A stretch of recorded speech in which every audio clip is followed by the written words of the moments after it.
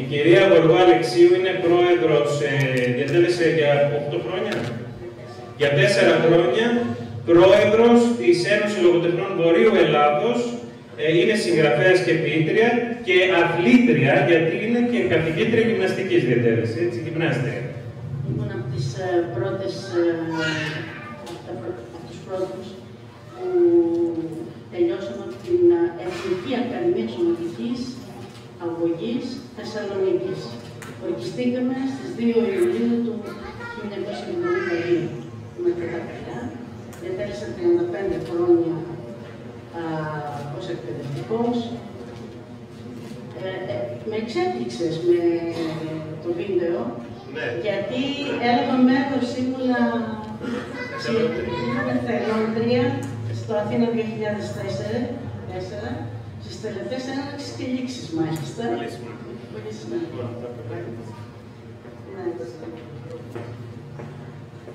Ύμνος στη Νεαρά Ελέα, αυλητρίδα της ειρήνης. Ελέα ιερά, Ελέα ζήτωρη, Ελέα εγνοφόρα. Αρχαίγονη μήτρα πλουτοδόφερα, στη θωριά σου όλοι λυπούν, καθώς πήρες τις χάρες της χαρίστρας Αθηνάς και έγινε σύμβολο αιώνιο, ειρήνης, ομόνοιας, αδελφοσύνης.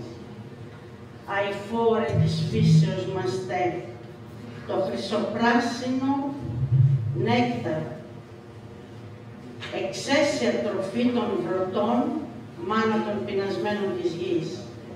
Τα ασημόχωρα κλαδιά σου, στα χέρια των σπορδοφόρων, ή σκαλωμένα στα ράμφη των λευκών περιστεριών, τα πέρατα της οικουμένης διατρέχει, πομίζοντας χαρά και ελπίδα, στεφανώνοντας τους γλαυκούς της ειρήνης ουρανούς.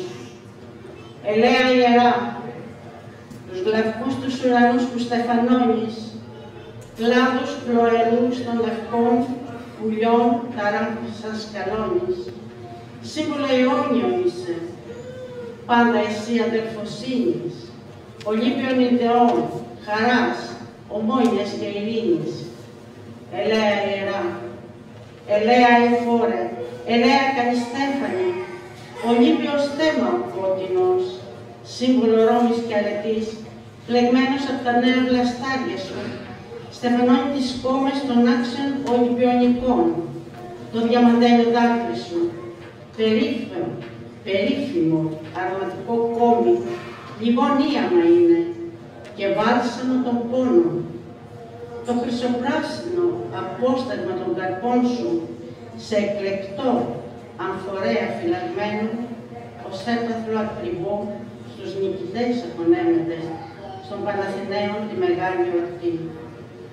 Ζήβερα, λέει εσύ, τις κόμες αθλητών που στεφανώσεις, με νίκες Ολύμπιες λαμπρές στους τύπους όλους τους ενώνεις, τα θαλερά κλαδιά σου, ειρηνοφόρα σύμβολα ανθρώπων χέρια, σκορπούν μηνύματα και όνειρα ελπίδας. Χρεμούν τα περιστέρια. Ευχαριστώ πάρα πολύ. Ήθελα συγχωρητήρια από μένα εδώ, δεν ήμουν προετοιμασμένη. Σήμερα το πρωί το αποφάσισα, σήμερα το πρωί ήρθα.